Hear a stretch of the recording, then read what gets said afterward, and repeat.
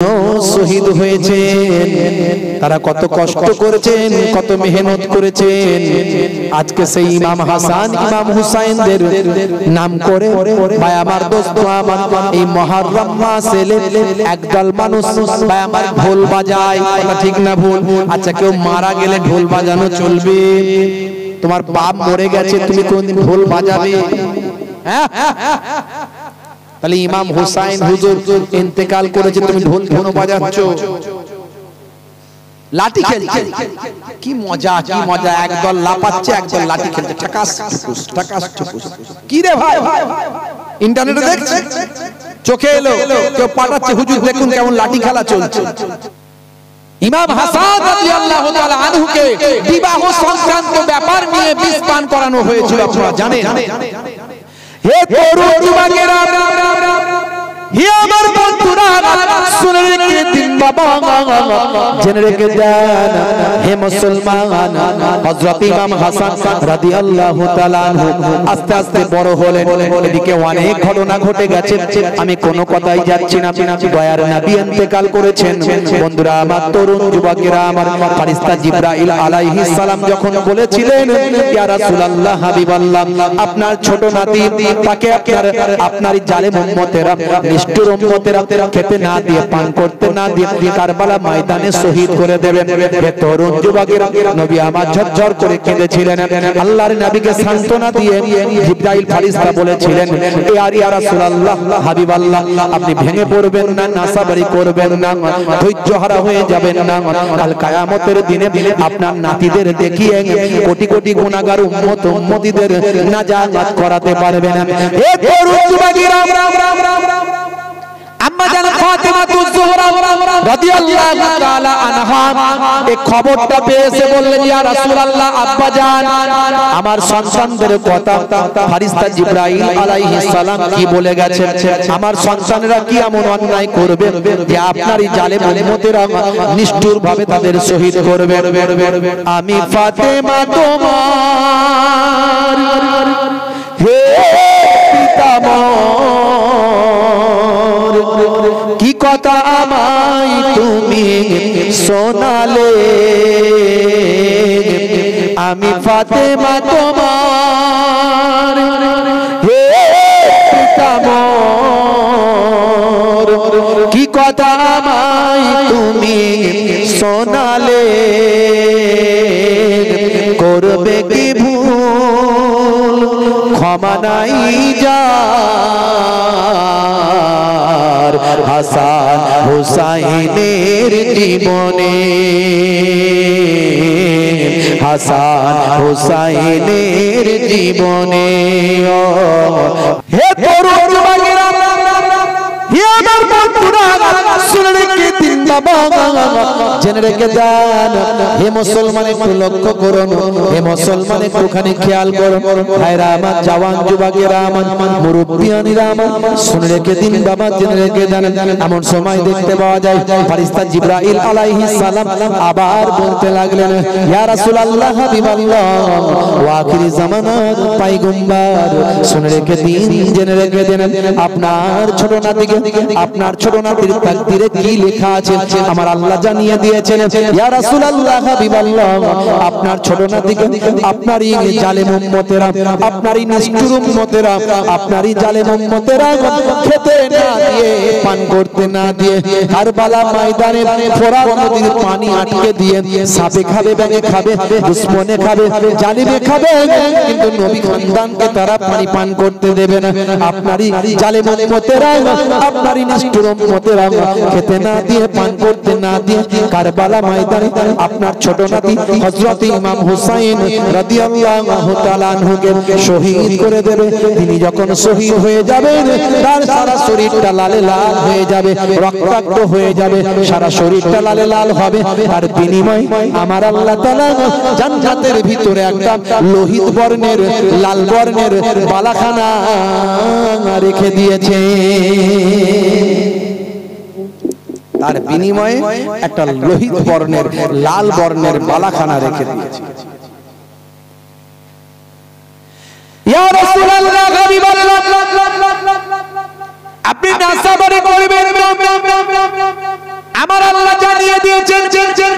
আপনি ধৈর্য হারা হয়ে যাবেন না, না শুকরি করবেন না, না সাবারি করবেন না, কারণ আমার আল্লাহ জানিয়ে দিয়েছেন কাল কিয়ামতের দিনে, হাসরের ময়দানে, বিচারের দিনে, সেদিন আপনি আপনার কোটি কোটি গুনাহগার উম্মত উম্মতীদের জন্য আপনার নাতিদের দেখিয়ে আমার আল্লাহর দরবারে সুপারিশ করে সাফাতি করতে পারবে। বন্ধুরা আমার, তরুণ যুবকেরা আমার, ইমাম হাসান ইমাম হুসাইন রাদিয়াল্লাহু তাআলা আনহুমা আমাদের জন্য শহীদ হয়েছেন। তারা কত কষ্ট করেছেন, কত মেহনত করেছেন। আজকে সেই ইমাম হাসান ইমাম হুসাইনদের নাম করে ভাই আমার, দোস্ত আমার, এই মুহররম মাসে একদল মানুষ ভাই আমার ঢোল বাজায়, ঠিক না ভুল? আচ্ছা, কেউ মারা গেলে ঢোল বাজানো চলবে? তোমার বাপ মরে গেছে, তুমি কোনদিন ঢোল বাজাবে? তাহলে ইমাম হুসাইন হুজুর ইন্তেকাল করেছে, তুমি ঢোল কেন বাজাচ্ছ? লাঠি খেলছে, কি মজা, কি মজা! একদল লাপাচ্ছে, একদল লাঠি খেলছে, ঠাকাস ঠুকুস, ঠাকাস ঠুকুস। কি রে ভাই, ইন্টারনেটে দেখছে, চোখে এলো, কেউ পাঠাচ্ছে, হুজুর দেখুন কেমন লাঠি খেলা চলছে। ভালো করে প্যান্ট শার্ট পরেছে, কপালে ফেট্টি ফেট্টি বেঁধেছে, বুঝতে পারছেন? চারিদিকে গোল করে সব লোক দাঁড়িয়ে আছে, চারজন মিলে ইয়ামারে ঠাকাস ও ঠুকুস।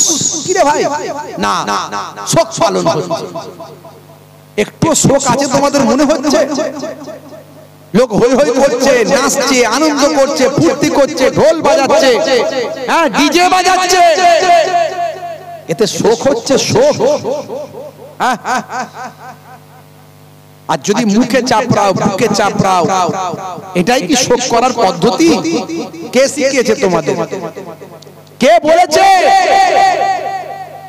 গায়ে রক্তাক্ত করে কেটে, ছুরি মেরে, মাথায় ছুরি দিয়ে কেটে, ছোট ছোট বাচ্চাদের মাথায় ছুরি মেরে কাটে এক শ্রেণীর লোক আছে, এটা শোক করার পদ্ধতি? কে তোমাদের বোঝালো এটা? না, মাতম হয়েছে, মাতম করেছে। আল্লাহর নবী যখন ইন্তেকাল করেছে তখন বাড়ির ভিতরে মেয়েরা চিৎকার করে কান্নাকাটি করেছে, নাকি মুখে হাতে নাকি মেরেছে, মুখে হাতে মেরেছে, বুকে মেরেছে, এইভাবে তারা নাকি কেঁদেছে। কোথায় পেলে ভাই? সিয়াসিত্তার হাদিসের মধ্যে এসেছে না অন্য হাদিসের মধ্যে এসেছে? সিয়াসিত্তার হাদিস যখন বলা হয় তার মানে সেটা হলো মুতেবার, এর মধ্যে কোনো ডাউট নাই, কোনো সন্দেহ নাই, সমস্ত মুহাদ্দিসিনরা একমত। আর অন্য হাদিস যখন বলবে, যদি দেখো এক আলেম সমর্থন করছে আর এক আলেম সমর্থন করছেন না, তার মানে ওখান থেকে ভালো করে তথ্য তালাশ নিতে হবে যে এর মধ্যে কোনো মাউজু আছে কিনা, সানাদের গোলমাল আছে কিনা, কোনো রাবির ক্ষেত্রে কোনো ভাই আমার কোনো সন্দেহ আছে কিনা, এটা ভাবতে হবে। ভাইরা আমার, তরুণ যুবকেরা আমার, মুরব্বিয়ানেরা আমার, লক্ষ্য করুন, সেই মুহররম মাসকে নিয়ে, সেই আশুরার দিনকে নিয়ে এক শ্রেণীর মানুষ কিভাবে শোক জ্ঞাপন করে দেখলে অবাক হয়ে যাবেন। অথচ সহিহ হাদিসের মধ্যে এসেছে, ডাইরেক্ট বুখারী শরীফ এবং মুসলিম শরীফের হাদিসের মধ্যে এসেছে, আল্লাহর নবী বলেন, আমি ওই মানুষদের মধ্যে থেকে নয়, আমি আমার ওরা উম্মত নয়, আমি তাদের মধ্যে থেকে নয় যারা কেউ মারা গেলে মুখে মারে, বুকে মারে, মুখে চড় মারে, কাপড় ছিঁড়ে ফেলে, এদের মধ্যে থেকে আমি নয়।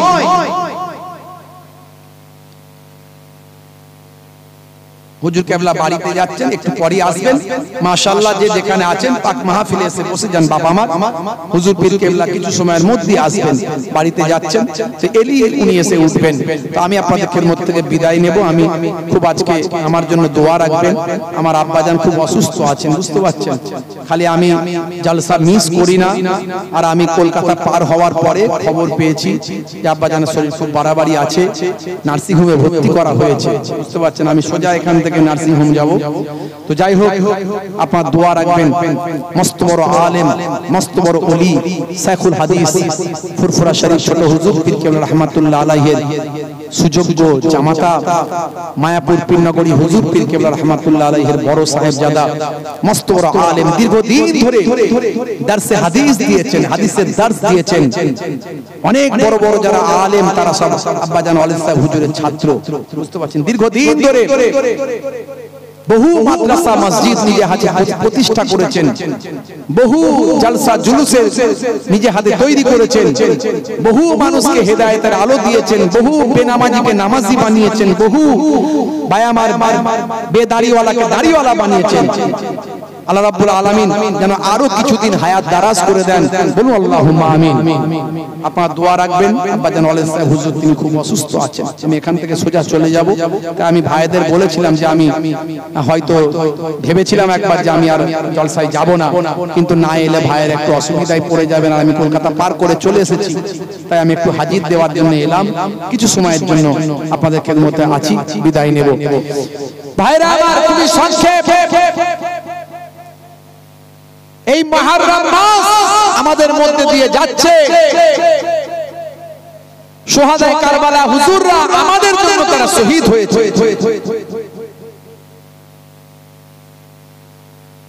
ইমাম হাসান রাদিয়াল্লাহু তাআলা আনহুকে বিবাহ সংক্রান্ত ব্যাপার নিয়ে বিষ পান করানো হয়েছিল, আপনারা জানেন। হে তরুণ যুবকেরা, হে আমার বন্ধুরা, শুনে রেখে দিন বাবা, জেনে রেখে যান হে মুসলমান। হযরত ইমাম হাসান রাদিয়াল্লাহু তাআলা আনহু আস্তে আস্তে বড় হলেন। এদিকে অনেক ঘটনা ঘটে গেছে, আমি কোনো কথাই যাচ্ছি না। দয়ার নবী ইন্তেকাল করেছেন। বন্ধুরা আমার, তরুণ যুবকেরা আমার, ফেরেশতা জিবরাইল আলাইহিস সালাম যখন বলেছিলেন ইয়া রাসূলুল্লাহ হাবিবাল্লাহ, আপনার ছোট নাতি তাকে আপনার জালেম উম্মতেরা, নিষ্ঠুর উম্মতেরা খেতে না দিয়ে, পান করতে না দিয়ে কারবালা ময়দানে শহীদ করে দেবেন। হে তরুণ যুবকেরা, নবী আমার ঝরঝর করে কেঁদেছিলেন। আল্লাহর নবীকে সান্ত্বনা দিয়ে জিবরাইল ফেরেশতা বলেছিলেন ইয়া রাসূলুল্লাহ হাবিবাল্লাহ, আপনি ভেঙে পড়বেন না, নাসাবারি করবেন না, ধৈর্য হারা হয়ে যাবেন না।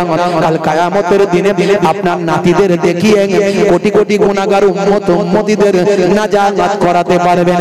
হে তরুণ যুবকেরা, আম্মা জান ফাতিমাতুজ জোহরা রাদিয়াল্লাহু তাআলা আনহা এই খবরটা পেয়েছে, বললেন ইয়া রাসূলুল্লাহ, আব্বা জান, আমার সন্তানদের কথা ফেরেশতা জিবরাইল আলাইহিস সালাম কি বলে গেছে, আমার সন্তানেরা কি এমন অন্যায় করবে যে আপনার এই জালেম উম্মতেরা নিষ্ঠুরভাবে তাদের শহীদ করবে। আমি ফাতেমা তোমার হে পিতামহ, কি কথা আমায় তুমি শোনালে, আমি ফাতেমা তোমার হে পিতামহ, কি কথা আমায় তুমি শোনালে, করবে কি ভুল ক্ষমা নাই যা, হাসান হুসাইনের জীবনে, হাসান হুসাইনের জীবনে, ও হাসান হুসাইনের জীবনে। হে তরুণ যুবকেরা, আল্লাহর নবী বললেন বেটি ফাতেমা, আমার আল্লাহ জানিয়ে দিয়েছেন ধৈর্য হারা হয়ে যাবে না, নাসাবারি করবে না, কারণ তোমার বাচ্চাদের আমি দেখিয়ে কাল কিয়ামতের দিনে হাসরের ময়দানে, যেদিন আমার উম্মতিরা গ্রেফতার হয়ে যাবে গুনার কারণে, সেদিন আমি তোমাদের বাচ্চাদের দেখিয়ে, আমার নাতিদের দেখিয়ে কাল কিয়ামতের দিনে আমি আমার কোটি কোটি গুনাহগার উম্মতিদের নাজাত করাতে পারবো। ও বেটি ফাতেমা, ধৈর্য হারা হয়ে যাবে না, নাসাবারি করবে না। আম্মা জান ফাতেমাতুজ জোহরা রাদিয়াল্লাহু তাআলা আনহা চোখের পানিটা মুছে নিয়ে বললেন আব্বা জান, নাসাবারি করব না, ধৈর্য ধারণ করলাম। ইন্নাল্লাহা মা'আস সাবিরিন, নিশ্চয় সবরকারীর সঙ্গে আল্লাহ থাকেন, আমি সবর করে নিলাম। আচ্ছা আব্বা জান, একটা কথা জানতে চাই, সেই দিন যখন আমার সন্তানদের উপর কঠিন মুসিবত চলবে, সেই দিন কি আপনি তাদের নানা জাহান দুনিয়ার জমিনে হায়াতে থাকবেন।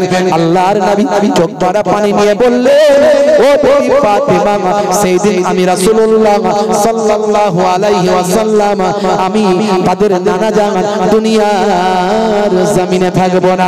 আল্লাহর নবীকে আম্মা জান ফাতেমা আরো বলেছিলেন, ও আমার আব্বা জান, আচ্ছা বলুন তো দেখি, যেদিন আমার বাচ্চাদের উপর এমন মুসিবত চলবে, সেই দিন কি আপনার জামাতা শেরে খোদা আসাদুল্লাহিল গালিব হযরত আলী মুর্তজা কারামাল্লাহু ওয়াজহু কি সেদিন হায়াতে থাকবেন? না না না বেটি ফাতেমা, সেই দিন আমার জামাতাও দুনিয়ার জমিনে থাকবে না। তাহলে আব্বা জান, সেদিন আমি জনম দুঃখিনী মা, গর্ভধারিণী মা, আমার কলিজার টুকরা সন্তানদের উপর যেদিন এত বড় মুসিবত চলবে, সেই দিন আমি ফাতেমা কি দুনিয়ার জমিনে থাকব। আল্লাহর নবী চোখ ভরা বেদনা, চোখ ভরা পানি, বুক ভরা বেদনা নিয়ে বললেন, ও বেটি ফাতেমা শুনে রেখে দাও, সেই দিন তুমিও দুনিয়ার জমিনে থাকবে না। আম্মা জান ফাতেমা বুকরি কেঁদে উঠে বললেন, আব্বা জান, তাহলে আমার সন্তানদের জন্য কে একটু চোখের পানি ফেলবে, কে একটু শোক জ্ঞাপন করবে, কে একটু তাদের জন্য আল্লাহর দরবারে কাঁদবে, কে একটু তাদের জন্য মোনাজাত করবে, কে একটু শোক জ্ঞাপন করবে, কে একটু তাদের জন্য আহাজারি করবে? আল্লাহর নবী বললেন, ও বেটি ফাতেমা, চিন্তা করো না, কাল কিয়ামত পর্যন্ত আমি রাসূলুল্লাহ কোটি কোটি উম্মতি থাকবে, যারা আশিকে রাসূল হবে, যারা আশিকে রাসূল হবে, আমি আমার উম্মতিরা যারা আশিক হবে, তোমার বাচ্চাদের ভালোবাসবে, কোটি কোটি উম্মতিরা কাল কিয়ামত পর্যন্ত তোমার বাচ্চাদের জন্য চোখের পানিতে বুকটা ভাসিয়ে দেবে। জোরে হবে না?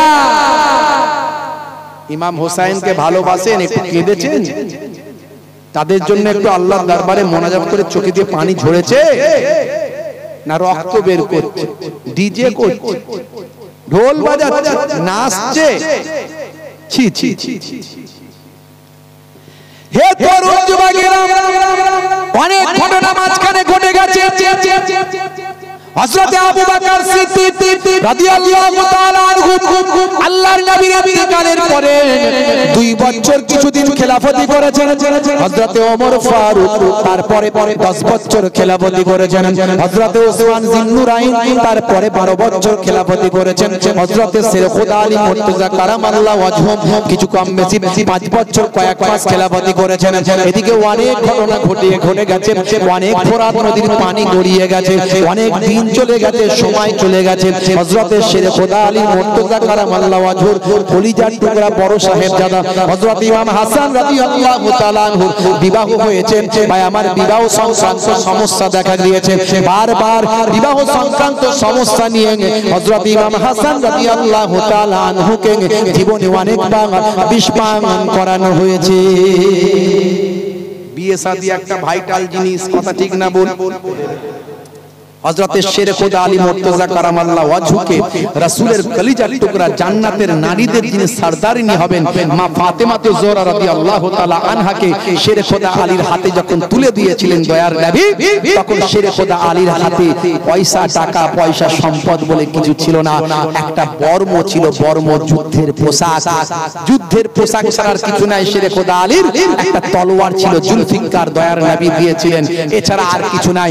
আল্লাহর নবী বললেন, হে আলী, তোমার বর্মটাকে বিক্রি করে দাও, দিয়ে সেই টাকা নিয়ে তুমি বিবাহের ব্যবস্থা করো, তাতেই আমি তোমার উপর রাজি, আল্লাহ রাজি, এই বিয়েতেও আল্লাহ খুশি, আমার আল্লাহ তোমার উপর রহমত বরকত নাজিল করে দেবে। ইসলামটা বুঝতে হবে। আপনি অপচয়, আপনার আছে মানে অপচয় করবেন না। কোরআন মাজিদে আল্লাহ বলছেন, ইন্নাল মুবাযযিরিনা কানু ইখওয়ানাশ শায়াতিন, অপচয়কারী হলো শয়তানের ভাই। আপনার আছে মানে আপনি তাকাব্বুরি করবেন, অহংকার দেখাবেন না।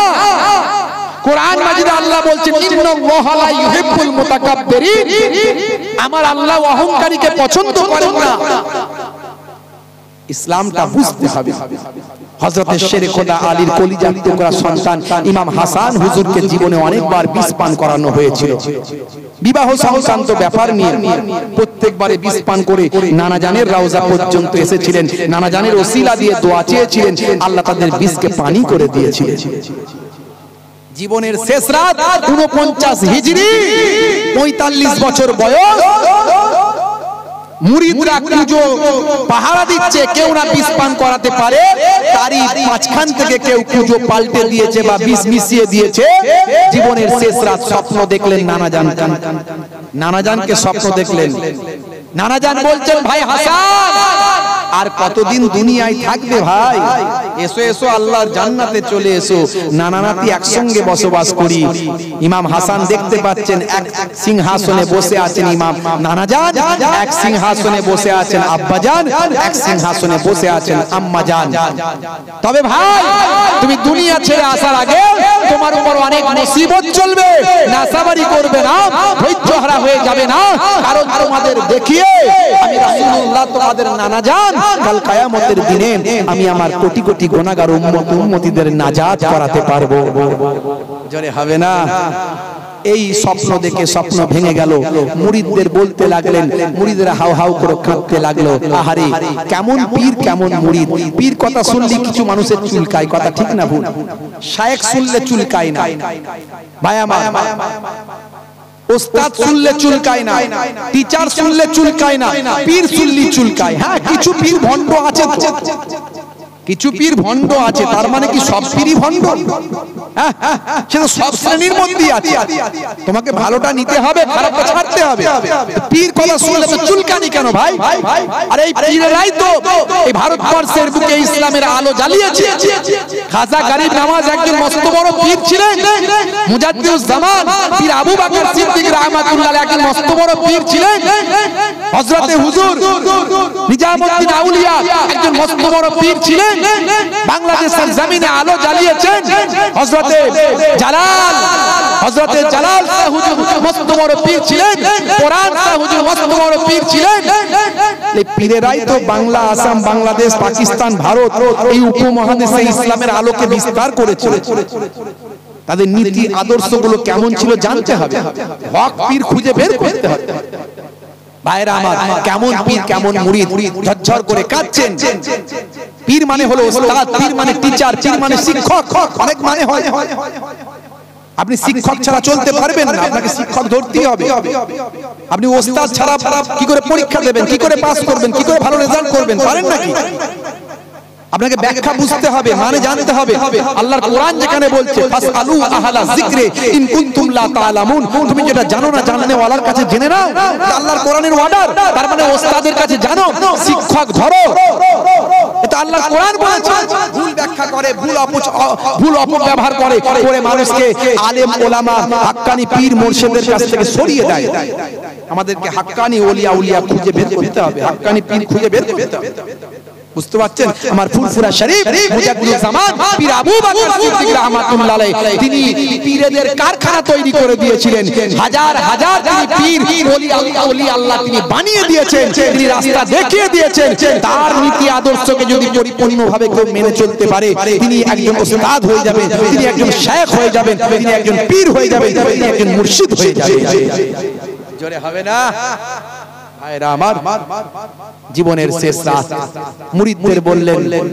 মুরিদদের বললেন কে আছো বাবা পানিটা দাও এক ঘট পানি খেলেন একদম হলহল বিষ কি খাওয়ালে বাবা মুরিদরা কাঁদতে শুরু করে দিল হুজুর কি খাইয়ে ফেললাম আমরা বাবা তোমরা খাওনি বলে হুজুর আমরা তো জেগেই ছিলাম পুজো তো একদম সিল করা ছিল তারই মাঝখানে কেউ পাল্টে দিয়েছে বা বিষ মিশিয়ে দিয়েছে বাবা আল্লাহ যদি আমাকে হায়াতে রাখেন আমি তার সঙ্গে বোঝাপড়া করব আর যদি হায়াতে না থাকি আমার নানাজান বলেছেন নাসাবারি করো না আমি তাকে maaf করে দিচ্ছি কি আদর্শ কি আখলাক ইমাম হুসাইন রাদিয়াল্লাহু তাআলা আনহু তিনিও জীবনের শেষ রাতে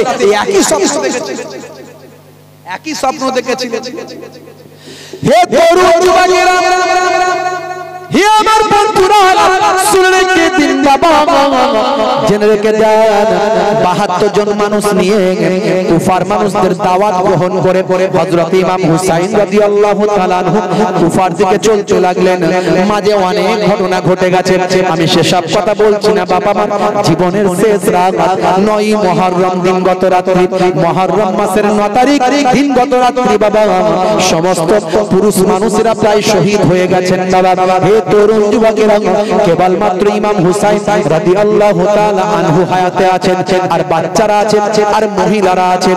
জীবনের শেষ রাত হুজরা মোবারকের ভিতরে তাঁবুর ভিতরে আল্লাহর কালামুল্লাহ পাক তেলাওয়াত চলছে, ভাই আমার নামাজ চলছে, ইবাদত বندگی চলছে। হযরত ইমাম হুসাইন রাদিয়াল্লাহু তাআলা আনহু চোখটা একটু লেগে গিয়েছে, ঘুমটা একটু এসে গেছে। এমন সময় স্বপ্ন দেখতে শুরু করেছে। দেখছেন স্বপ্নের মধ্যে আল্লাহর জান্নাতের ভিতরে প্রবেশ করেছেন। এ তরুণ যুবকেরা, হে আমার বন্ধুরা, শুনে রেখে দিন বাবা, জেনে রেখে দেন, আল্লাহর জান্নাতের ভিতরে প্রবেশ করেছেন।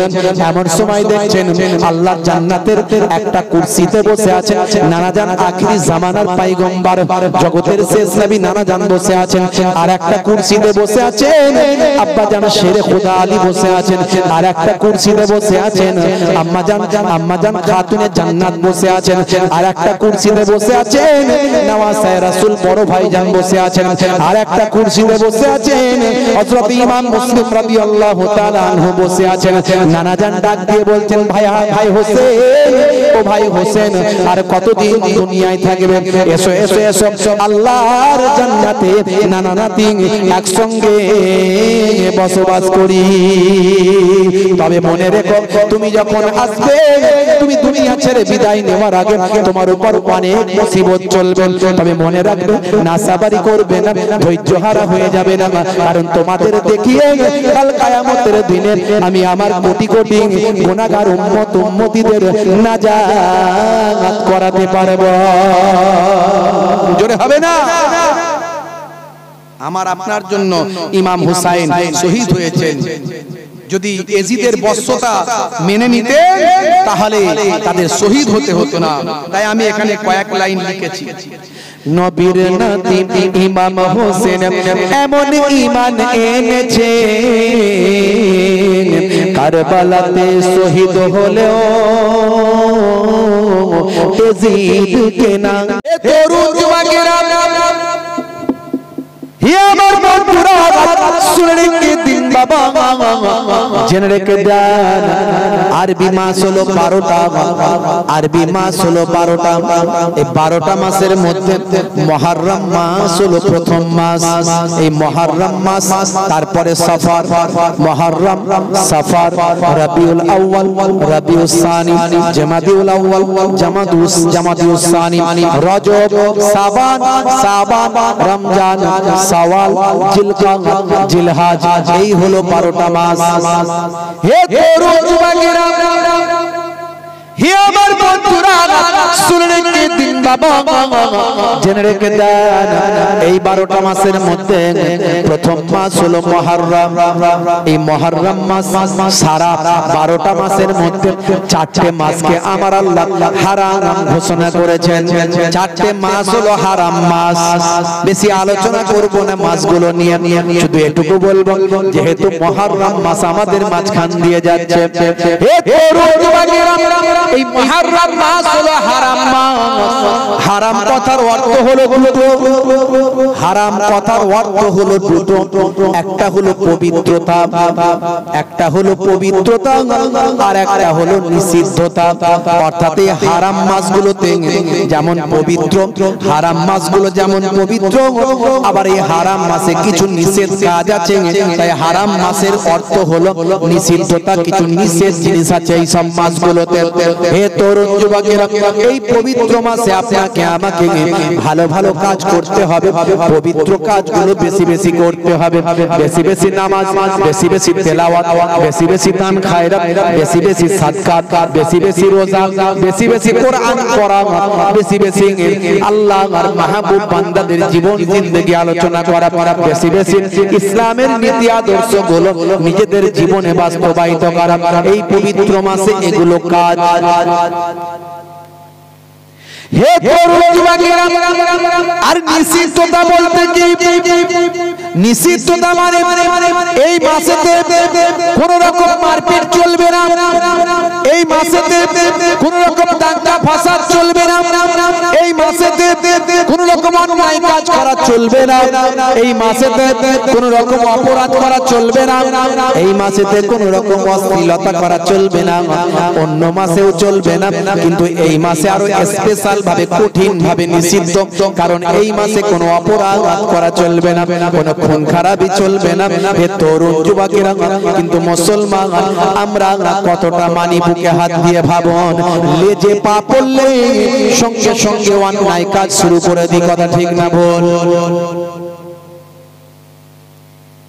ভালো করে তাকিয়ে দেখুন তো সারা পৃথিবীর দিকে, এই মাসে কি আমি অমুসলিমদের কথা বাদ দিলাম, মুসলিমদের দিকে তাকিয়ে দেখুন, এই মাসে যে আল্লাহর নবী যুদ্ধ বিগ্রহ মারপিট দাঙ্গা হাঙ্গামা অশান্তি করা নিষেধ করেছেন, এই মাসে মুসলমানে কি লড়াই করছে না করেনি? মারপিট করে কি করেনি? যুদ্ধ করে কি করেনি? খুন খারাপি করে কি করেনি?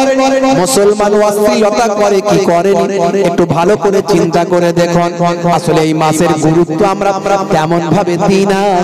হে তরুণ যুবকেরা, একটুখানি ভাবতে হবে। এরই জন্য আমরা বিপদের মধ্যে আছি, এরই জন্য আল্লাহ আমাদের উপর নারাজ হয়ে গেছেন, আমাদের দোয়া কবুল হয় না, কারণ আমরা আল্লাহ নির্দেশনা পরিপূর্ণ ভাবে মানি না। এক শ্রেণীর মানুষ তো চাইবে সব সময় তোমরা অশান্তি করো, কিন্তু আল্লাহ আমাদের দিমাগ দিয়েছে না তাই না, বুদ্ধি দিয়েছে না তাই না। হে তরুণ যুবকেরা, হে আমার মুরব্বিয়ানিরা, শুনে রেখে দিন বাবা, জেনে রেখে দেন। হে মুসলমান, একটুখানি লক্ষ্য করুন বাবা, একটুখানি খেয়াল করুন। আমি আপনাদের মাঝখানে কারবালা ময়দানের গুরুত্ব তাৎপর্য নিয়ে একটু আলোচনা করি, খুব সংক্ষেপে বলি। হে তরুণ যুবকেরা, কারবালা ময়দান আমাদের কি শিক্ষা দিল, কারবালা ময়দান আমাদের কি শেখালো, আপনাদের মাঝখানে একটুখানি আলোচনা করে দিই বাবা। বন্ধুরা আমার, তরুণ যুবকেরা আমার, এই কারবালা ময়দানের প্রেক্ষাপটটা তৈরি হয়ে গিয়েছিল অনেক অনেক আগে, যখন হযরত ইমাম হাসান, হযরত ইমাম হুসাইন বাচ্চা বয়স, সেই সময়তে আল্লাহর নবীকে কারবালা ময়দানের সংবাদ দিয়ে দেওয়া হয়েছিল।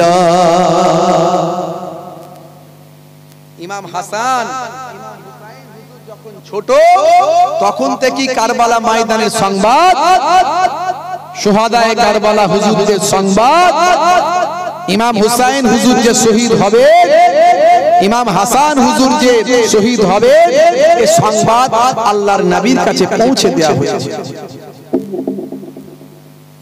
বন্ধুরা আমার, তরুণ যুবকেরা আমার, হে আমার মুরব্বিয়ানিরা, শুনে রেখে দিন বাবা, জেনে রেখে দেন। হে মুসলমান, একটু লক্ষ্য করুন, একটুখানি খেয়াল করুন বাবা। আল্লাহর নবী, আল্লাহর রাসূলের একজন মহাব্বতের সাহাবী ছিলেন, নাম হলো হযরত দাহিয়াতুল কালবি রাদিয়াল্লাহু তাআলা আনহু। দাহিয়াতুল কালবির ঘটনা আমি বলবো না, দাহিয়াতুল কালবির ঘটনা অনেক লম্বা। তিনি ছিলেন কুফফারদের সরদার, কুফফারদের নেতা। এই নেতা হওয়ার কারণে মানুষকে, ভাইরা আমার, তরুণ যুবকেরা আমার, মুরব্বিয়ানিরা আমার, এই নেতৃত্ব নেওয়ার কারণে তাকে জীবনে অনেক অন্যায় কাজ করতে হয়েছিল। একে তো ইসলাম তখন তারা মানতে পারেনি, ইসলামের নীতি আদর্শ তখন মানেনি, দয়ার নবীর সোহবত তিনি পাননি। তার আগের কথা বলছি, জীবনে সারাটা জীবন ধরে পাথরকে খোদা বলে মেনেছেন, পাথরের কাছে সিজদা করেছেন, পাথরকে খোদা বলে মেনেছেন। হে তরুণ যুবকেরা, শুধু তাই নয়, জীবনে তিনি ভাই আমার, তৎকালীন যুগে কন্যা সন্তান জন্ম হওয়া মানে মহা অন্যায় হয়ে যাওয়া। কন্যা সন্তানের জন্ম হওয়া মানে পিতা যেন মুসিবতের মধ্যে পড়ে যায়, তাই বেশিরভাগ মানুষ কন্যা সন্তানকে জ্যান্ত হত্যা করত। হে তরুণ যুবকেরা, হে আমার মুরব্বিয়ানিরা, আর এই জ্যান্ত হত্যা করার ভাই আমার দায়িত্বটা গোত্রের নেতা, দলের নেতার উপর বর্তাত।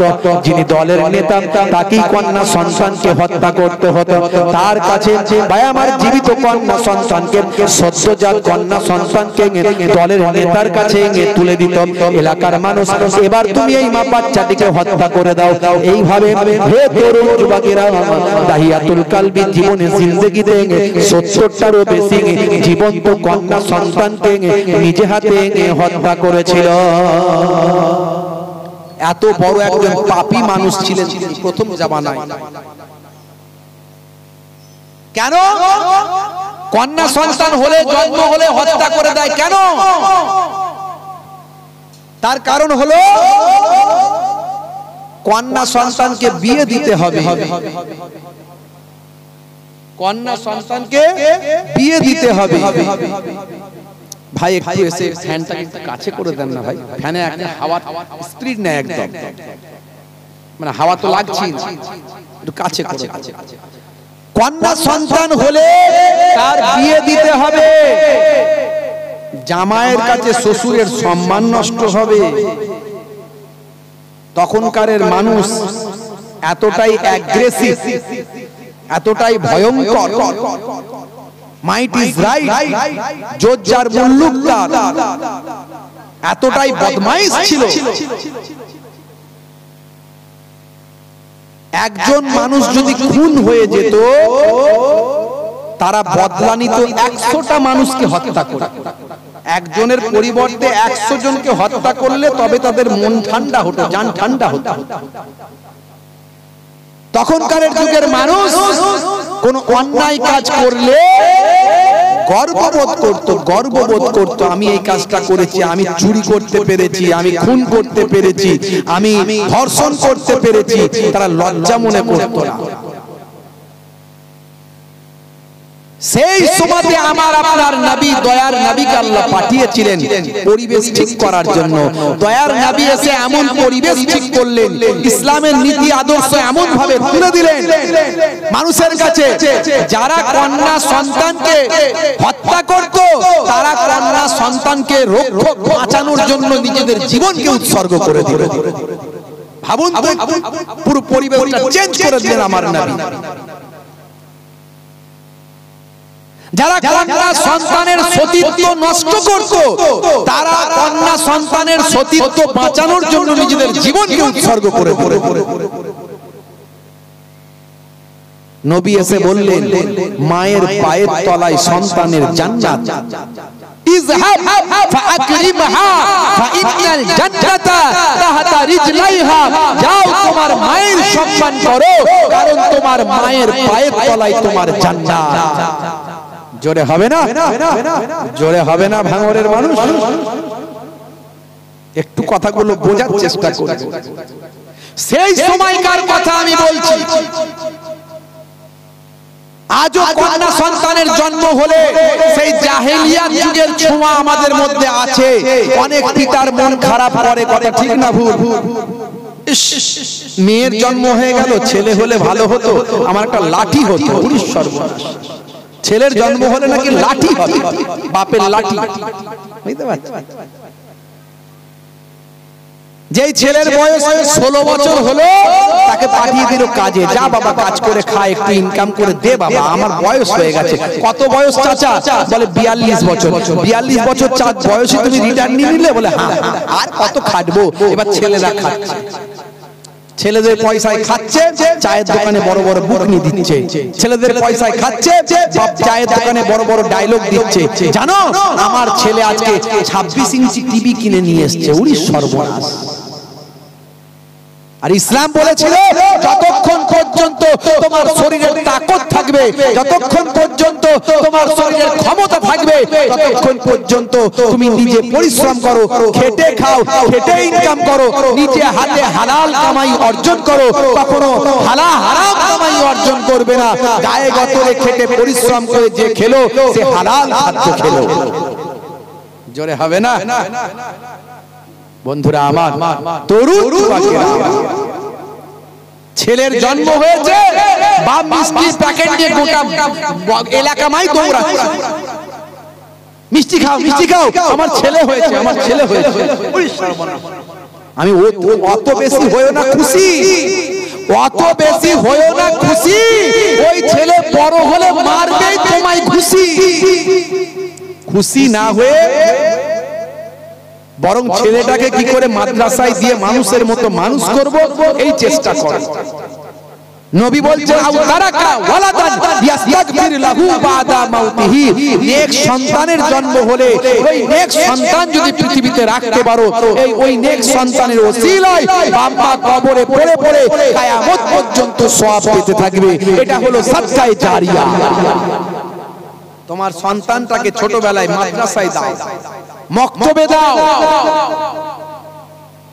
ছোটবেলায় একটুখানি তাকে আল্লাহর কালামুল্লাহ পাক শিখিয়ে দাও, নামাজ শিখিয়ে দাও, পিতামাতার হক হুকুকগুলো শিখিয়ে দাও, মায়ের খেদমত বাপের খেদমত শিখিয়ে দাও, পাক নাপাকটা শিখিয়ে দাও, জায়েজ নাজায়েজটা জানিয়ে দাও। তারপর তোমার ছেলের ব্রেন ভালো, মাথা ভালো, বুদ্ধি ভালো, তাকে ডাক্তার করো, তাকে ইঞ্জিনিয়ার করো, তাকে হায়ার এডুকেটেড করো, তার পড়াশোনাকে চেপে রেখো না। নিজে না খেয়ে হলেও সন্তানকে পড়াও, কারণ ওই ছেলেটা বড় হয়ে যদি ডাক্তার হয়, ওই ছেলেটা বড় হয়ে যদি ইঞ্জিনিয়ার হয়, ওই ছেলেটা বড় হয়ে যদি সায়েন্টিস্ট হয়, তোমার মুখ উজ্জ্বল করবে, তোমার গ্রামের মুখ উজ্জ্বল করবে, তোমার দেশের মুখ উজ্জ্বল করবে। আর ছোটবেলায় তার মধ্যে যদি ঈমানি চেতনা দেওয়া হয়, পাক না পাক, জায়েজ না জায়েজ, হারাম হালাল, নামাজ রোজা জিনিসটা যদি ঢুকিয়ে দেওয়া হয়, ওই ছেলেটার ওসিলায় বাম্মা কবরে পড়ে পড়ে কিয়ামত পর্যন্ত সওয়াব পাবে। ভাইরা আমার, তরুণ যুবকেরা আমার, হে জওয়ান যুবকেরা, হে আমার বন্ধুরা, শুনে নিন বাবা, এই দাহিয়াতুল কলবে সাহাবী বাবা এত বড় একজন পাপী মানুষ ছিলেন। শুধু তাই নয়, তিনি তার নিজে হাতে নিজের কন্যাকে পর্যন্ত জীবন্ত হত্যা করেছিলেন। এই ঘটনা আপনারা জানেন, এই ফেমাস ঘটনা, অনেক আলেম ওলামারা ওয়াজ করেছে, এই কথা আমি আপনাদের মাঝখানে বলবো না। বন্ধুরা আমার, তরুণ যুবকেরা আমার, আমি যেটা বলবো, হে তরুণ যুবকেরা শুনে রেখে দেন, কারবালা ময়দানের প্রেক্ষাপট, হযরত ইমাম হাসান হুজুর ইন্তেকালের শহীদের প্রেক্ষাপট, অনেক আগে ছোটবেলা ভীষণ বাচ্চা খবরটা আল্লাহর নবীর কাছে এসেছিল। বন্ধুরা আমার, তরুণ যুবকেরা আমার, শুনে রেখে দেন, ভাইরা আমার, মুরব্বিয়ানেরা আমার, সে হযরতে দাহিয়াতুল কলবি সাহাবী আল্লাহর নবীর সন্ধান পেয়ে যখন তার চেতনা জাগলো, যখন তার মনে হলো আমি অন্যায় কাজ জীবনে অনেক করেছি, আল্লাহর নবীর সংবাদ পেয়ে নবীর কাছে এসে আত্মশুদ্ধি করার জন্য এলো, প্রায়শ্চিত্ত করার জন্য এলো, আল্লাহর নবীর কাছে তওবা করার জন্য এলো। হে তরুণ যুবকেরা, দয়ার নবীর কাছে এসে নিজের জীবনের জিন্দেগির কথাগুলো খুলে বললাম, এমন কি কেমন করে নিজের কন্যা সন্তানকে নিজে হাতে হত্যা করেছেন সেইটা তিনি খুলে বললেন। এমন করুণ হৃদয় বিদারক ঘটনা শুনে তিনি কাঁদতে লাগলেন, বলতে বলতে তিনি কেঁদে ফেললেন।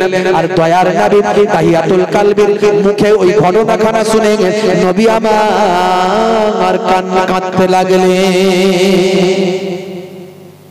আল্লাহ নবীও কেঁদেছিলেন দাহিয়াতুল কলবির ঘটনাখানা শুনে। বুঝতে পারছেন?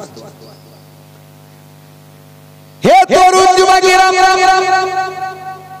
আল্লাহর নবীর কাছে হযরত দাহিয়াতুল কলবি সাহাবী বলতে লাগলেন, ইয়া রাসূলুল্লাহ, হাবিবাল্লাহ, এত বড় বড় অন্যায় করেছি, জীবনে এতগুলো বছর পাথরের কাছে সিজদা করেছি, খোদা বলে মেনেছি, আর জীবনে এতগুলো জীবন্ত কন্যা সন্তান, সদ্যজাত সন্তানকে নিজে হাতে হত্যা করেছি।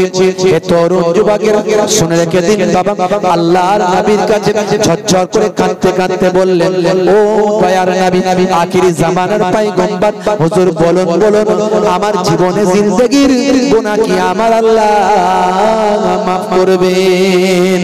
আল্লাহ বলেছেন, হে দুনিয়ার মানুষ, শুনে রেখে দাও, তোমরা জীবনে যত বড় অন্যায় করে ফেলো না কেন, যদি তোমরা অনুতপ্ত হও, যদি তোমরা প্রায়শ্চিত্ত করতে চাও, যদি তোমরা ক্ষমা পেতে চাও, তাহলে আমার দরবারে ফিরে আসো। লা তাকনাতু মির রাহমাতিল্লাহ, বান্দা আমার রহমত থেকে নিরাশ হয়ে যাচ্ছে। ইয়া আইয়ুহাল্লাযীনা আমানু তুবু ইলাল্লাহি তাওবাতান নাসুহা। হে দুনিয়ার মানুষ শুনে রেখে দাও, যত বড় পাপ করে ফেলো না কেন, যত বড় অন্যায় কাজ করে ফেলো না কেন, যখন বান্দা আমার কাছে তাওবাতান নাসুহা করে, অন্তর থেকে যখন মাপ চায়, অন্তর থেকে যখন গুনাহ থেকে মাফি পেতে চায়, অন্তর থেকে যখন তওবা করে, আমি আল্লাহ তাআলা তার জীবনের জিন্দেগীর গুনাহগুলোকে মাফ করে দিই। জোরে হবে না? জোরে হবে না? আজকের এই পবিত্র দিনে আমরা যদি তওবা করি অন্তর থেকে, আল্লাহ নিশ্চয় আমাদের জীবনের গুনাহ মাফ করে দেবেন। ভাইরা আমার, তরুণ যুবকেরা আমার, দাইয়াতুল কালবি চুপ করে বসে আছেন, চুপ করে দাঁড়িয়ে আছেন। হুজুর আমার গুনাহ কি মাফ হবে? দয়ার নবী কিছু বলছেন না, আল্লাহর নবী চুপ করে আছেন, এখনো কিছু বলছেন না। কোরআন মাজিদ আল্লাহ রাব্বুল আলামিন জানিয়ে দিয়েছেন, হে দুনিয়ার মানুষ শুনে রেখে দাও, মা ইয়াতিকু আনিল হাওয়া ইন হুয়া ইল্লা ওয়াহিয়ুন ইউহা। আমার নবী নিজের ইচ্ছায় কোনো কথা বলেন না। হে দুনিয়ার মানুষ শুনে রেখে দাও, যতক্ষণ না আমি আল্লাহ ওহী দিয়ে না জানিয়ে দিই। জোরে হবে না? জোরে হবে না? আমার আপনার নবী নিজের ইচ্ছায় কোনো কথা বলেন না। নবী যে কথাগুলো বলেছেন হাদিস, সেগুলো নবীর কথা মানে কি হাদিস? সেগুলো সব আল্লাহরই কথা, নবীর মুখ থেকে বেরিয়েছে। কথা ঠিক না ভুল? ভাইরা আমার, তরুণ যুবকেরা আমার, কিছু মানুষ বলছে শুধু এই হাদিসগুলো নেবো, ওগুলো নেবো না। বললে ঈমান থাকবে? বললে ঈমান থাকবে? নবীর সব কথা নিতে হবে, কোনো কথা বাদ দিলে হবে না। সব কথা মানতে হবে, জানতে হবে, শুনতে হবে। হে তরুণ যুবকেরা, হে আমার বন্ধুরা, হে আমার মুরব্বিয়ানেরা, এমন সময় ফেরেশতা জিবরাইল আলাইহিস সালাম এসে হাজির হলেন। জিবরাইল আলাইহিস সালাম এসে হাজির হয়ে দয়ার নবীকে বলতে লাগলেন, ইয়া রাসূলুল্লাহ, হাবিবাল্লাহ, আমার আল্লাহ আপনার ওই সাহাবীর জীবনের জিন্দেগীর গুনাহগুলো মাফ করে দিয়েছেন। ইসলাম মিটা देता है अगले गुनाहों को, इन्नल इस्लाम यहदिमु मा काना कबलहु व इन्नल हिजरता तहदिमु मा काना कबलहा व इन्नल हज्ज यहदिमु मा काना कबलहु। इस्लाम मिटा देता है अगले गुनाहों को। हे तरुण যুবকেরা, হে আমার মুরব্বিয়ানেরা, শুনে রেখে দিন বাবা, জেনে রেখে দেন, হজ তার পূর্বের জীবনের গুনাহগুলো মাফ করে দেয়। মনে রাখবেন, হজ তার পূর্বের জীবনের গুনাহগুলো মাফ করে দেয়। তিনটে জিনিস ভালো করে খেয়াল রাখবেন। যদি কেউ ইসলাম কবুল করে, যদি কেউ ইসলাম মেনে চলে, যদি কেউ ইসলাম গ্রহণ করে, আমার আল্লাহ তার পূর্বের জীবনের গুনাহগুলো মাফ করে দেন। এক নাম্বার, আর যে বান্দা আন্তরিকতার সঙ্গে হজটা করবে, একবার হজ করবে আন্তরিকতার সঙ্গে, আল্লাহ আমার উপর হজ ফরজ করেছেন। জীবনে অনেক জেনে অজেনে ইচ্ছায় অনিচ্ছায় গুনাহ করে ফেলেছি, আজ আমি হজ করব, আমার আল্লাহ জীবনের গুনাহ মাফ করে দেবেন। এই যদি যে বান্দা হজ করবে জীবনে একবার, হে তরুণ যুবকেরা, দয়ার নবী বলেন, আমার আল্লাহ তাআলা হজ করার পূর্বে জীবনের গুনাহ মাফ করে দেন। আর যদি কোনো বান্দা বান্দি ইসলামের জন্য, কোরআনের জন্য, রাসূলের জন্য, আল্লাহর জন্য, হে তরুণ যুবকেরা, দ্বীনের জন্য যদি তাকে হিজরত করতে হয়, দ্বীনের জন্য, ইসলামের জন্য, কোরআনের জন্য এক জায়গা থেকে অন্য জায়গায় চলে যেতে বাধ্য হতে হয়, একে বলা হয় ইসলামের পরিভাষায় হিজরত। যদি কেউ হিজরত করে ইসলামের জন্য, কোরআনের জন্য, নবীর জন্য, যদি কোনো বান্দাকে হিজরত করে এক জায়গা থেকে অন্য জায়গায় যেতে হয়, হিজরতের পূর্বে যত গুনাহ ছিল আমার আল্লাহ তাআলা সমস্ত গুনাহগুলো মাফ করে দেয়। তিনটে গুনাহ আল্লাহ মাফ করে দেন। তিনটে জিনিসে জীবনের গুনাহ মাফ হয়ে যায়। এক হচ্ছে ইসলাম যদি কেউ কবুল করে তার পূর্বের গুনাহ আল্লাহ মাফ করবে। দুই হচ্ছে হজ যদি কেউ করে, নিয়ত করে, অনেকে হজ করতে যায় মার্কেটিং করতে, বুঝতে পারছেন কি করতে যায়, অনেক পয়সা, কি করবে, অনেক পয়সা, আমার আপনার পয়সা যা তাতে হজ করতে গেলে অনেক দিন ধরে টাকা জমিয়ে যেতে হবে, বুঝতে পারছেন? 5 লাখ 6 লাখ টাকা খরচা কম বেশি, অনেক জমি যেতে হবে। আর যেসব লোকের দিনে 1 লাখ 2 লাখ টাকা ইনকাম, তার কদিন লাগবে হজ করতে? দূর বাবু, একটু ঘুরে আসি, লোকে হজ করতে যাই, একটু দেখে আসি কি আছে ওখানে, আর ঘোরাও হবে, আর একটা মার্কেটিংও করা হবে, আর ডিগ্রিও একটা হবে। এলি হাজি সাহেব, কথা ঠিক না ভুল? খালি বলছে আমি হাজি সাহেব, আমি হাজি সাহেব, কথা ঠিক না ভুল? রাগ করবেন না বাপ, মুরব্বিয়ানিরা, আমার তরুণ যুবক, আমি এর আগেও বলেছি বুড়ো বয়সে হজ করতে যাবেন না। 70 বছর 80 বছর 90 বছর বয়স হয়ে গেলে আর হজ করতে যাবেন না। যদি যান ফাঁকা সময় উমরাতে যান, উমরা হজে যান, ঘুরে আসুন।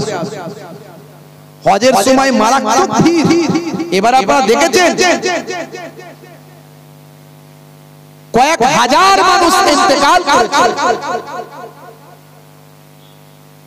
কিছু কম বেশি প্রায় 1000 খানেক মানুষ ইন্তেকাল করেছে পদপিষ্ট হয়ে, দুর্বলতার কারণে, প্রচন্ড তাপে, প্রচন্ড রৌদ্রে, ঠিকমতো পরিষেবা না পাওয়ার কারণে। স্বাভাবিক, হজ মানেই তো কষ্টের জায়গা, কথা ঠিক না ভুল? আগে মানুষ হজ করতে যেত 1 মাস 2 মাস 3 মাস সময় লাগতো, পানি জাহাজে করে যেত। লোকে ছেড়ে দিত যখন, তখন বিদায় দিয়ে দিত যে আর হয়তো দেখা হবে না। আর তিনি যখন যেতেন চিন্তা করতেন যে আর হয়তো ফিরবো না, কাফন টাফন বেঁধে নিয়ে যেতেন, কথা ঠিক না ভুল? ওই এহরামের কাপড়ই তো কাফন হয়ে যায়। এখন 6 ঘন্টায় হজে যাচ্ছে, 6 ঘন্টা 7 ঘন্টায় হজে চলে যাচ্ছে। 70 বছর 80 বছর আল্লাহ আমাকে 2 বার নিয়ে গেছেন, আমি গিয়ে দেখে এসেছি এই ভারত, পাকিস্তান আর বাংলাদেশের মানুষদের বুড়ো না হলে হজ করতে যায় না। বুড়ো বুড়ি হবে তবে হজ করতে যাবে। এবারে হজে গিয়ে এত মানুষ ইন্তেকাল করছে, ভাবতে পারবেন সারা জীবন ধরে যা করলো, ইয়ং বয়সে যদি জিজ্ঞাসা করি হজে যাও না গো হুজুর, আমার কি হজ করার বয়স হয়েছে? ভাই বয়স হয়নি মানে? বলে হুজুর হজ করে এলে তো মেনে চলতে হবে না। তার মানে মানে হজ করে এলে হুজুর ঠিক মতো নামাজ পড়তে হবে, মিথ্যা কথা বলা যাবে না, কোন রকম অন্যায় কাজ করা যাবে না। তা তো মতলবটা কি বল? তার মানে তুমি হজ করতে যাওনি বলে এই অন্যায়গুলো করবে নাকি এখন? মতলব তো ভালো লাগছে না। আরে আরে আরে আল্লাহর নবী তো বলেছেন জওয়ানি বয়সের ইবাদতটা পয়গম্বরী শক্তিতে থাকে, জওয়ানি বয়সের ইবাদত পয়গম্বরী কুওয়াত হাসিল করে। তোমার জওয়ান অবস্থায় হজ করার কথা বলা হয়েছে। 90 বছর বয়স 80 বছর বয়স চলারই ক্ষমতা নাই, হজ করতে গিয়ে খালি ভাড়া নিচ্ছে, শুধু গাড়ি ভাড়া নিচ্ছে, এই ভাড়া নিচ্ছে, ওই ভাড়া নিচ্ছে, বলছে আমাকে ঘুরিয়ে দাও, আমি তওয়াফ করতে পারবো না, তুমি আমার হয়ে তওয়াফ করে নাও, নাও টাকা নাও। তার নিজের কাজ নিজে করা গেল, নিজে করা গেল বলে, আপনার কাজ অন্যজন টাকা নিয়ে করে দেবে। হে তরুণ যুবকেরা, হে আমার বন্ধুরা, শুনে রেখে দিন বাবা, জেনে রেখে দেন হে মুসলমান, একটুখানি লক্ষ্য করুন বাবা। হযরত তাহিয়াতুল কালবি সাহাবী বাবা এমন সময় যখন অপেক্ষা করছেন আমার আল্লাহর পক্ষ থেকে ফেরেশতা জিবরাইল আলাইহিস সালাম এসে হাজির হলেন। ইয়া রাসূলুল্লাহ, হাবিবাল্লাহ, আপনার সাহাবী উদাস অবস্থায় আছেন, আপনার সাহাবী তওবা করেছেন, আপনার সাহাবী ইস্তেগফার করেছেন। ইয়া রাসূলুল্লাহ, হাবিবাল্লাহ, আমার আল্লাহ তাআলা আপনার সাহাবীর তওবাকে কবুল করে তার জীবনে জিন্দেগীর গুনাহগুলো maaf করে দিয়েছে। জোরে হবে না? আর জোরে হবে না? হে তরুণ যুবকেরা, হে আমার মুরব্বিয়ানেরা, শুনে রেখে দিন বাবা, জেনে রেখে দেন হে মুসলমান একটু লক্ষ্য করুন এমন সময় দেখতে পাওয়া যায় দয়ার নবী বলে দিলেন বাবা তাহিয়াতুল কালবি আপনার জীবনে জিন্দেগির গুনাহগুলো আমার আল্লাহ ক্ষমা করে দিয়েছেন maaf করে দিয়েছেন সেদিন থেকে হযরত তাহিয়াতুল কালবি দয়ার নবীর এমন আশিক হয়ে গেলেন প্রায় প্রায় দয়ার নবীর কাছে আসেন প্রায় প্রায় রাহমাতুল লিল আলামিনের কাছে আসেন প্রায় প্রায় সরকারে তো জাহাঁ সুলতানে মদিনার কাছে আসেন প্রায় প্রায় আকায়ে নামদার তাজদারে মদিনাতুল মদিনার কাছে আসেন সেই ভাই আমার তারপর থেকে দয়ার নবীর দরবারে না এলে দয়ার নবীর চাঁদ মুখখানা না দেখলে তাহিয়াতুল কালবি সাহাবীর মোটেও ভালো লাগে না হে তরুণ যুবকেরা আল্লাহর নবীর কলিজার টুকরা নওয়াজে রাসূল ইমাম হাসান ইমাম হুসাইন ছোট ছোট বয়স 5 বছর 6 বছর করে তখন বয়স সংক্ষেপ করে বলবো লম্বা চওড়া নয় খুবই ছোট করে আপনাদের মাঝখানে আলোচনাটা করি বন্ধুরা আমার তরুণ যুবকেরা আমার মুরব্বিয়ানেরা 5 বছর 6 বছর করে হযরত ইমাম হাসান ইমাম হুসাইন রাদিয়াল্লাহু তাআলা আনহুমা হুজুরদের বয়স হযরত তাহিয়াতুল কালবি সাহাবী যখন দয়ার নবীর কাছে প্রায় যখন আসতেন তখন বাচ্চাদের সঙ্গে তার একটা খাতির হয়ে যায় একটা মহব্বত হয়ে যায় একটা ভালোবাসা হয়ে যায় যখন দয়ার নবীর কাছে আসেন পকেটে করে একটু খাবার কিছু নিয়ে আসে এতটাই মহব্বত যে বাচ্চাদেরকে যদি খাবার দিতে দেরি করে ফেলে বাচ্চারা সাহাবীর 2 পকেটে 2 ভাই হাত গলিয়ে দেয় সাহাবীর 2 পকেটে 2 ভাই হাত গলিয়ে দেয় এতটাই মহব্বতের সম্পর্ক বাচ্চাদের সঙ্গে ছিল একদিনকার ঘটনা ফেরেশতা জিবরাইল আলাইহিস সালাম ওই সাহাবীর চেহারা ধরে আল্লাহর নবীর কাছে এসেছে আল্লাহর নবীর কাছে মনে রাখবেন জিন এবং ফেরেশতারা যে কোনো সময় যে কোনো রূপ ধারণ চেহারা ধরতে পারে হে তরুণ যুবকেরা হে আমার বন্ধুরা শুনে রেখে জেনে রেখে দেন হে মুসলমান একটু লক্ষ্য করুন সেই সময় দেখতে পাওয়া যায় হযরতে আমার ফেরেশতা জিবরাইল আলাইহিস সালাম তাহিয়াতুল কালবির চেহারাখানা ধরেছেন চেহারাখানা ধরে আল্লাহর নবীর দরবার শরীফে এসে হাজির হয়েছেন সামনে এসে বসে জরুরি আলোচনা করছেন জরুরি কথাবার্তা বলছেন বাচ্চারা 2 ভাই দুই দিক থেকে দেখছেন নানা জানের সাহাবী এসেছেন কিন্তু আমাদের খাবার তো এখনো দিচ্ছেন না হয়তো তিনি ভুলে গেছেন অন্য দিনের মতো প্রত্যেকদিন যখনই আসেন যখনই তিনি নানা জানের দরবারে আসেন তখনই আমাদের আগে খাবারটা বের করে দেন কিন্তু আজকে তিনি আবার খাবার দিচ্ছেন না মাঝে মাঝে এরকম ভুলে যান আমরা ভুলে গেলে তো পকেটে হাত গলিয়ে খাবার বের করি ভাই হাসান ভাই হুসাইন মনে হয় আজকে ভুলে গেছেন চলো চলো নানা জানের ওই সাহাবীর পকেটে হাতটা গলিয়ে দিয়ে খাবারটা বের করে নিন হে তরুণ যুবকেরা আমার বন্ধুরা শুনে রেখে দিন বাবা জেনে রেখে দেন এইভাবে 2 ভাই ছোট ছোট বাচ্চা ভাই আমার দোস্ত আমার 6 বছর 5 বছর করে বয়স বন্ধুরা আমার সেই সময় হযরত ইমাম হাসান ইমাম হুসাইন রাদিয়াল্লাহু তাআলা আনহুমা 2 ভাই আলোচনা করে নানা জানের ওই সাহাবী হযরত তাহিয়াতুল কালবি মনে করে আল্লাহর নবীর সামনে গিয়ে ফেরেশতা জিবরাইল আলাইহিস সালামের পকেটে হাতটা গলিয়েছে জোরে হবে না জিবরাইল ফেরেশতার পকেটে হাত গলিয়েছে কারণ জিবরাইল ফেরেশতার কতটা মর্যাদা বলুন তো নূরের তৈরি ফেরেশতার ফেরেশতাদের নেতা হলেন জিবরাইল ফেরেশতা পৃথিবীতে যত পয়গম্বর এসেছে যত নবী এসেছে সমস্ত নবীদের কাছে নবুয়াত রিসালাত নিয়ে এসেছেন ফেরেশতা জিবরাইল আলাইহিস সালাম আমার আপনার নবীকে মেরাজে নিয়ে যাওয়ার সময় সিদরাতুল মুনতাহা পর্যন্ত ফেরেশতা জিবরাইল আলাইহিস সালাম সঙ্গে ছিলেন কত বড় মর্যাদা জিবরাইল ফেরেশতা সেই জিবরাইল ফেরেশতার পকেটে হাত গলিয়েছে ইমাম হাসান ইমাম হুসাইন রাদিয়াল্লাহু তাআলা আনহুম। হে তরুণ যুবকেরা, হে আমার বন্ধুরা, শুনে রেখে দিন বাবা, জেনে রেখে দেন। হে মুসলমান, একটু লক্ষ্য করুন। ফেরেশতা জিবরাইল আলাইহিস সালাম অবাক হয়ে গেলেন। ব্যাপারটা কি? আল্লাহর নবীর চেহারার দিকে তাকালেন। আল্লাহর নবীর দিকে তাকিয়ে বলতে লাগলেন, হুজুর বলুন তো দেখি, বাচ্চারা আমার পকেটে কেন হাত গলালো? আমার পকেটে কি তালাশ তারা করছে?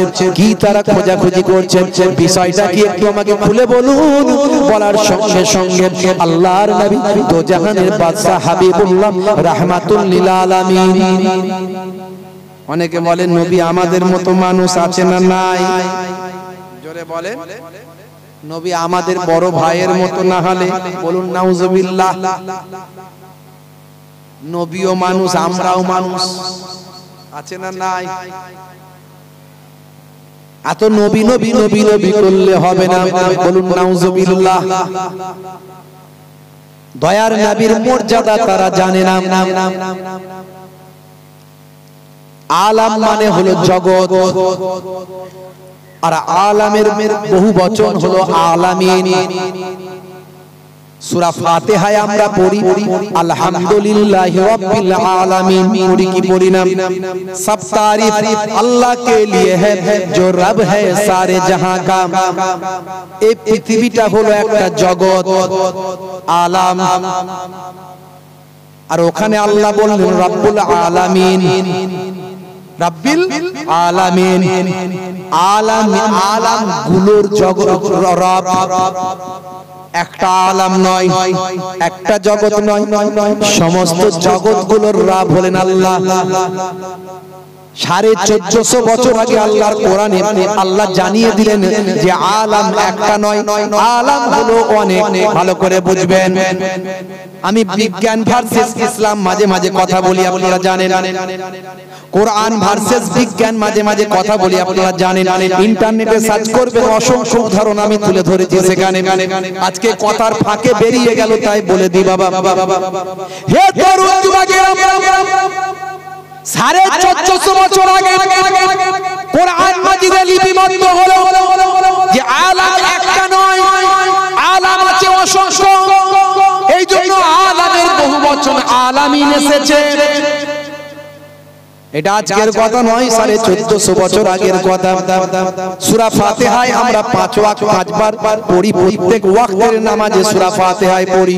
কথা ঠিক না? বল। আর আজকের বিজ্ঞান গবেষণা করে বলছে, নাসা বলছে, ইসরো বলছে, বিজ্ঞানীরা বলছে, পৃথিবীর তাবর বিজ্ঞানীরা বলছে, স্টিফেন হকিং থেকে শুরু করে ভাই আমার আইজাক নিউটন থেকে শুরু করে পৃথিবীর বিখ্যাত বিজ্ঞানীরা, বর্তমান লেটেস্ট এবং লেটেস্ট ভার্সনের বিজ্ঞানীরা তারা থিওরি দিচ্ছে বাবা যে এই পৃথিবীটা হলো একটা জগৎ। এরকম এই পৃথিবী ছাড়া বিশ্ব ব্রহ্মাণ্ডে অসংখ্য মিলিয়ন বিলিয়ন বিলিয়ন বিলিয়ন হাজার হাজার লক্ষ লক্ষ কোটি কোটি জগৎ আছে, যা আমরা আবিষ্কার করতে পারিনি। কেবলমাত্র আমরা কয়েকটা জগতের সন্ধান পেয়েছি। তার মধ্যে একটা হলো পৃথিবী, আর একটা হলো চাঁদ, আর একটা হলো ভাই আমার ইউরেনাস, আর একটা হলো বৃহস্পতি, আর একটা হলো বুধ, আর একটা হলো শুক্র, আর একটা হলো নেপচুন, আর একটা হলো প্লুটো। এই রকম ভাবে কয়েকটা জগতের কয়েকটা আলামের আমরা সংবাদ পেয়েছি, জানতে পেরেছি। এছাড়া আমাদের ধারণা এই বিশ্ব ব্রহ্মাণ্ডে আরো crore crore million million billion billion জগৎ আছে, বিলিয়ন বিলিয়ন পৃথিবীর মতো জগৎ আছে ভাই আমার, চাঁদের মতো জগৎ আছে ভাই আমার, ইউরেনাস নেপচুন প্লুটোর মতো আরো অসংখ্য জগৎ আছে। আজকের বিজ্ঞানীরা যেখানে 1450 বছর পর ভাই আমার দোস্ত, আবার আজকের লেটেস্ট বিজ্ঞানীরা তারা যখন স্বীকার করছে যে গ্রহ উপগ্রহ মিলিয়ন মিলিয়ন আছে, বিলিয়ন বিলিয়ন আছে, সেই জায়গায় আজকে যেটা আবিষ্কার হলো 1450 বছর আগে আল্লাহর কোরআন বলল আলহামদুলিল্লাহ রাব্বিল আলামিন। সমস্ত আলামগুলোর রব হলেন আল্লাহ। ইয়া ওমা আরসালনাকা ইল্লা রাহমাতাল লিল আলামিন। আর সমস্ত আলামগুলোর রহমত হলেন রাসূলুল্লাহ। জোরে হবে না? তাহলে যতগুলো আলামের রব আল্লাহ, ততগুলো আলামের রহমত রাসূলুল্লাহ। জোরে হবে না? আর এ হতভাগারা চিনল না, বলে আমাদের মতো মানুষ। নবী আমাদের মতোই মানুষ। ছি ছি ছি ছি। কাল কিয়ামতের দিনে শাফাআত পাবে তো? নবী যদি আমাদের মতো মানুষ হতো, তাহলে আমার নবীর আগুলের ইশারায় আকাশের চাঁদ দুখানা হলো। তুমি করো তো দেখি, কত বড় বাপের বেটা হয়েছে লাট সাহেবের মা, দেখাও দেখি। নবী যদি আমাদের মতো মানুষ হতো, আবু বকর সিদ্দিক রাদিয়াল্লাহু তাআলা আনহুর সাপে কামড়ানোর জায়গায় থুতু দিলেন, সঙ্গে সঙ্গে বিষ পানি হয়ে গেল। আর তুমি বেটা সাপে কামড়ালে তোমার কাছে গেলে যদি বলা হয় একটু থুতু লাগিয়ে দাও না, তুমি তো বলো নবী আমাদের মতো মানুষ, নবী বড় ভাই আর তুমি নাকি ছোট ভাই, একটু লাগিয়ে দাও না ভাই। থুতু লাগাতে গেলে এমন হবে তিরঙ্গা গুটকা পান জর্দা খৈনি খেয়ে মুখের হাল, দাঁতের হাল, ঠোঁটের হাল এমন করেছে, থুতু লাগালে যদি হসপিটাল পর্যন্ত যেত পেশেন্ট, সঙ্গে সঙ্গে সেফটি হয়ে ওখানে চিৎপাত কুপকার, পেশেন্ট আর বাঁচবে না। কথা ঠিক না? ওখানেই পেশেন্ট মরে যাবে। আর বলে নবী আমাদের মতো মানুষ। হাই রে হে তরুণ যুবকেরা, হে আমার বন্ধুরা, শুনে রেখে দিন বাবা, জেনে রেখে দেন। হে মুসলমান একটু লক্ষ্য করো, একটুখানি খেয়াল করুন বাবা। বন্ধুরা আমার, তরুণ যুবকেরা আমার, ফারিস্তা জিবরাইল আলাইহিস সালাম দয়ার নবীর কাছে তাহিয়াতুল কালবির চেহারা ধরে এসেছেন। বাচ্চারা ছুটে গিয়ে পকেটে হাতটা গলিয়েছে। জিবরাইল ফারিস্তা আল্লাহর নবীকে বলেন, ইয়া রাসূলুল্লাহ হাবিবাল্লাহ, ইয়া রাসূলুল্লাহ হাবিবাল্লাহ, ওয়া আখির জামানার পয়গম্বর শুনুন, বাচ্চারা আমার পকেটে কেন হাতটা গলিয়েছে? বাচ্চারা কেন আমার পকেটে হাত গলিয়েছে হুজুর? আল্লাহর নবী বললেন, ভাই জিবরাইল কিছু মনে করবেন না, কিছু মনে করবেন না, আপনি নূরের তৈরি ফারিস্তা, এত বড় একজন জলিল ও কদর ফারিস্তা। বাচ্চারা তো চেনে না, জানে না, হাত দিয়ে দিয়েছে, কিছু মনে করবে না হুজুর, কিছু মনে করছি না, কিন্তু ব্যাপারটা খুলে বলো। আল্লাহর নবী যখন বললেন সব কথা, ফারিস্তা জিবরাইল আলাইহিস সালাম বললেন, হুজুর বাচ্চাদেরকে একটু থামিয়ে রাখুন, একটু অপেক্ষা করুন, আমি যাব আর আসব, আমি যাব আর আসব। হে তরুণ যুবকেরা, হে আমার বন্ধুরা, শুনে রেখে দিন বাবা, জেনে রেখে দেন। হে মুসলমান একটু লক্ষ্য করুন, এমন সময় ফারিস্তা জিবরাইল আলাইহিস সালাম কোথায় যেন গায়েব হয়ে গেলেন। কয়েক মুহূর্তের জন্য চলে গেলেন, কয়েক মুহূর্তের জন্য গিয়ে আবার কয়েক মুহূর্ত পরে তিনি ফিরে আসলেন। এবারে যখন ফিরে এলেন, কিছু টাটকা ফল আঙ্গুর নিয়ে আল্লাহর নবীর কাছে এলেন।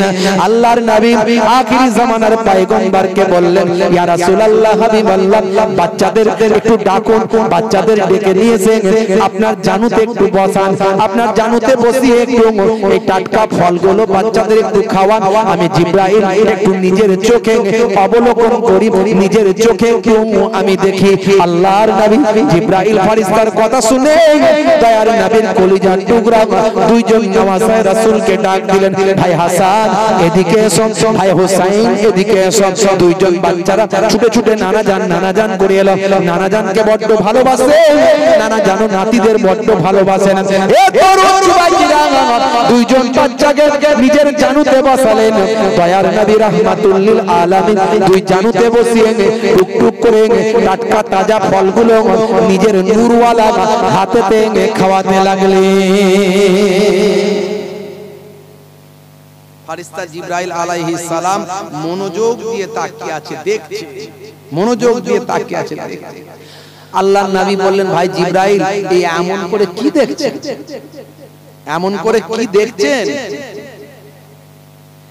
আল্লাহর নবীকে ফারিস্তা জিবরাইল আলাইহিস সালাম সেই সময় বলেছিলেন, ইয়া রাসূলুল্লাহ হাবিবাল্লাহ, আমি এটাই দেখছি আমার আল্লাহ বাচ্চাদের তাকদীর কত বুলন্দ করেছেন, আমার আল্লাহ বাচ্চাদের কিসমত কত বড় করেছেন, আমার আল্লাহ বাচ্চাদের তাকদীর সম্মান কত ইজ্জত কত বুলন্দ করেছেন।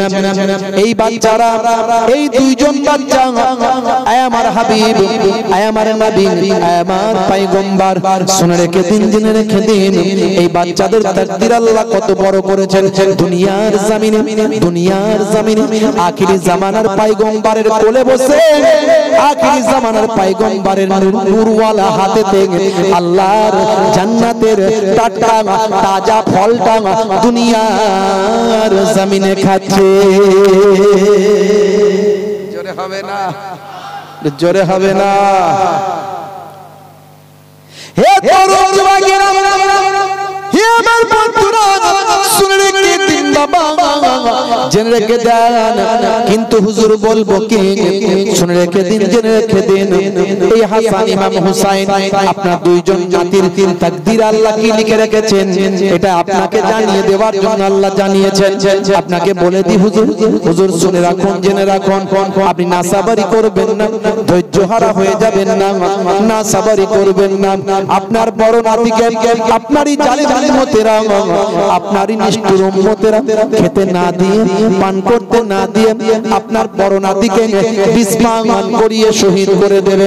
তিনি যখন শহীদ হয়ে যাবেন তার সারা শরীরটা লালে লাল হয়ে যাবে, রক্তাক্ত হবে, সারা সারা শরীরটা সবুজ বর্ণের হয়ে যাবে। তিনি বিষ পান করার পরে তার সারা শরীরটা সবুজ বর্ণের হয়ে যাবে। এরই জন্য আমার আল্লাহ তাআলা জান্নাতের ভিতরে একটা সবুজ বর্ণের পালাখানা রেখে দিয়েছে।